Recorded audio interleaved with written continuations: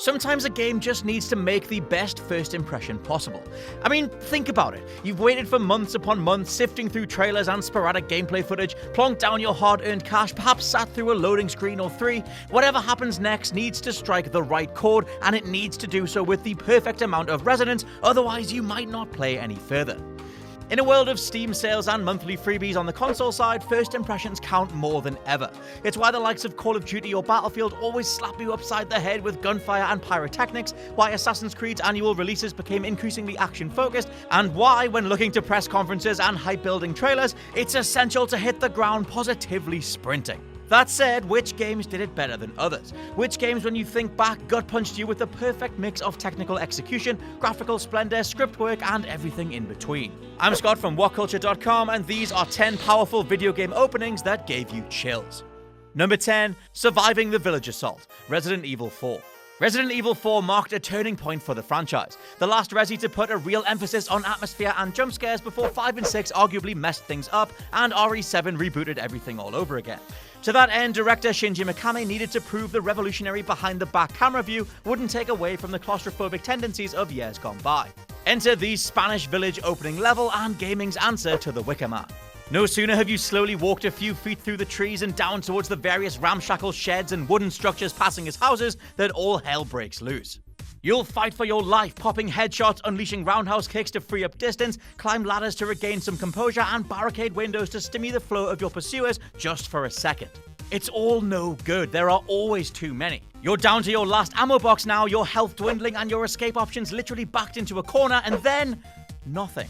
A church bell rings in the distance, and like the parasitic lifeforms they're later revealed to be, all your opponents vanish in an instant. You can once again breathe, and as you do, the title card pops up, Resident Evil. Perfect. Number 9, Storming Normandy Beach, Medal of Honor Frontline. Touted in the years before release as the next evolution for gaming and coming with graphics that were at the time genuinely mind-blowing, firing up Frontline's D-Day opening level was life-defining.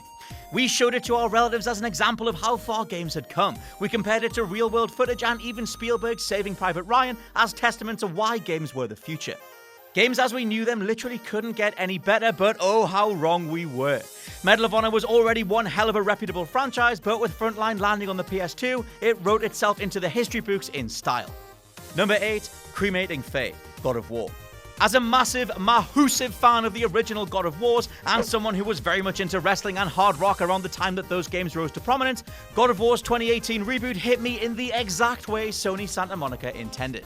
They wanted to recontextualize Kratos, reframe this formerly one-dimensional rage monster into an older man who's still trying to scrape together a life after formerly slaughtering literally thousands of individuals, friend and foe alike.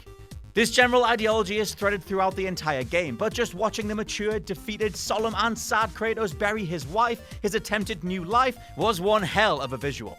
On top of that, there's one shot when Kratos is gathering wood for FAYE's pyre where the bandages he used to hide the scars from his chains start to come undone. Right there, you realize he's actively treating his past life as a wound, something to be hidden from the real world, and as they unfold, the real him is waiting just below the surface. If you know where God of War goes from here, and I recommend this story more than almost anything else this generation, the opening only continues to mean more and more as everything rolls out. Number 7, Hiding the Body, Fahrenheit/Indigo Prophecy. Auteur David Cage made a mark so perfectly with the opening sequence of Fahrenheit/Indigo Prophecy, it allowed him to then go off the deep end with the second half of the story, alongside every other game he's ever released that isn't Heavy Rain. And why? Because it asked a macabre and yet engaging question. You wake up in a diner toilet and find a dead body right in front of you. Your hands clasped around the knife that killed them. What do you do? All options were open, but time is ticking down.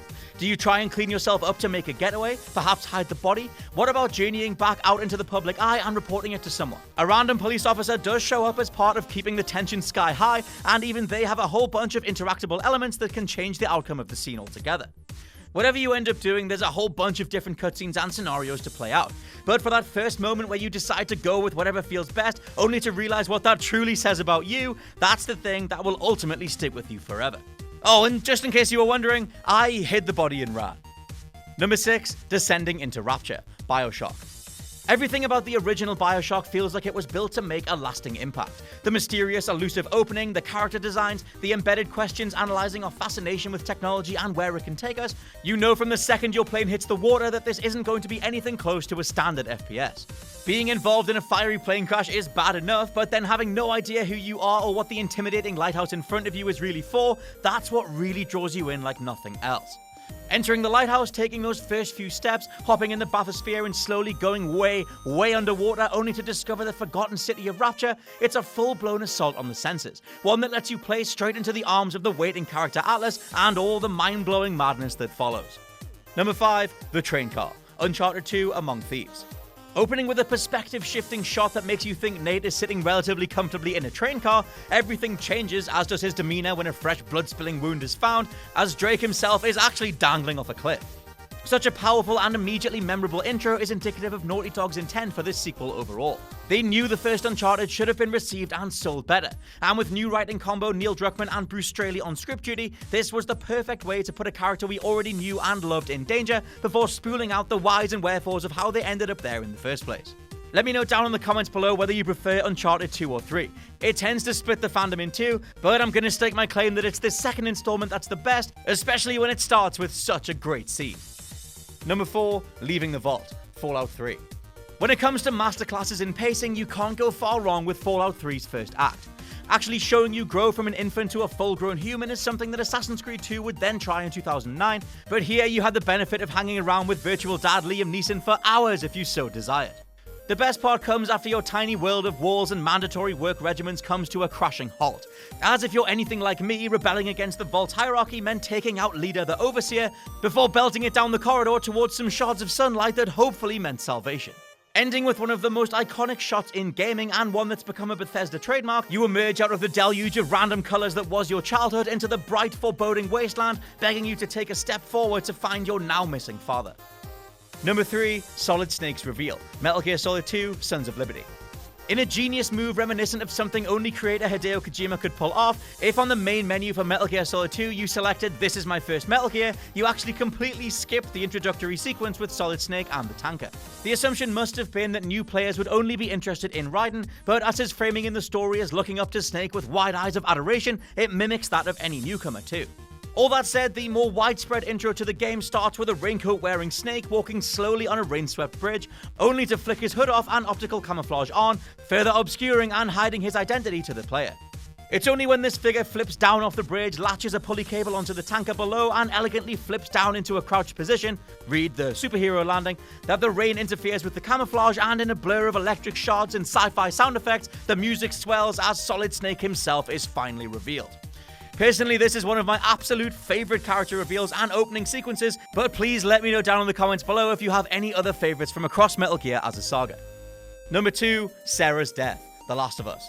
It might be impossible for any game to ever surpass the gut-wrenching intro of The Last of Us, but if anything, Naughty Dog's masterpiece stands alone as an example of how to perfect audience retention, all the while drip-feeding aspects of the world and what's to come. Starting with the unsettling feeling of having to locate your own parent, character Sarah is then joined by Father Joel as he frantically runs into the room and states something is wrong with the neighbors.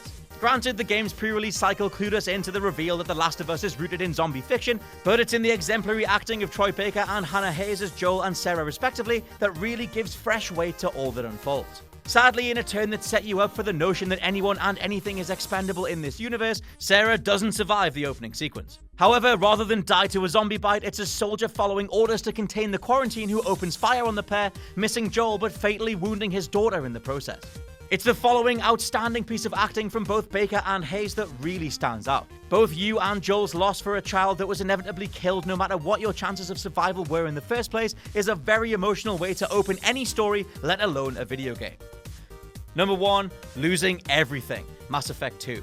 I can't think of any more impactful time in my life when I just actively realized my jaw was still hanging open than the opening of Mass Effect 2.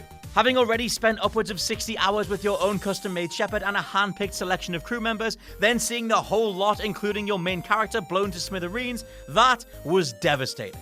However, it wasn't just devastating, but interesting, intriguing, and ultimately mysterious. How the hell can BioWare kill everyone off in the opening act?